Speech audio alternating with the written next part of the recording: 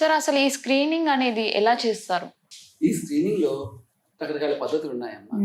First ఏమో direct examination. అంటే ఎవరన్నా బ్రెస్ట్ లో కానీ ఎక్కడో ఒక పార్ట్ లో గడ్డతో కానీ సిమ్టమ్స్ వస్తే ఫస్ట్ డైరెక్ట్ క్లినికల్ ఎగ్జామినేషన్ అంటారు. ఫస్ట్ క్లినికల్ ఎగ్జామినేషన్ అనేది ఫస్ట్ టెస్ట్. ఆ తర్వాత డైరెక్ట్ విజువలైజేషన్. అంటే ఎగ్జాంపుల్ సర్వైకల్ క్యాన్సర్ డిటెక్షన్ చేస్తుంటే కాల్పోస్కోపీ, అలాగే మనం కోలోరెక్టల్ క్యాన్సర్ సంబంధించింది స్కోపీలు, సిగ్మాయిడోస్కోపీలు, కాల్నోస్కోపీలు, అలా స్కోపీల ద్వారా కూడా డైరెక్ట్ విజువలైజేషన్ చేస్తారు.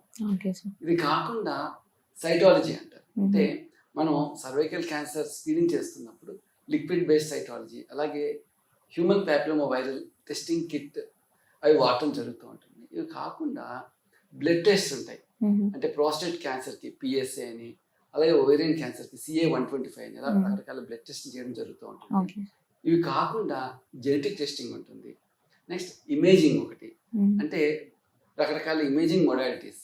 ఫస్ట్ బ్రెస్ట్ క్యాన్సర్ సంబంధించింది మ్యామోగ్రఫీ ఉంటుంది. అలాగే ఈ మధ్య లంగ్ క్యాన్సర్ డయాగ్నోసిస్ కోసం లోడోస్ సిటీ యూజ్ చేయడం జరుగుతూ ఉంటుంది. అలాగే ప్రాస్టేట్ క్యాన్సర్కి ట్రాన్స్రెక్టల్ అల్ట్రాసౌండ్ టెస్ట్ జరుగుతూ ఉంటుంది.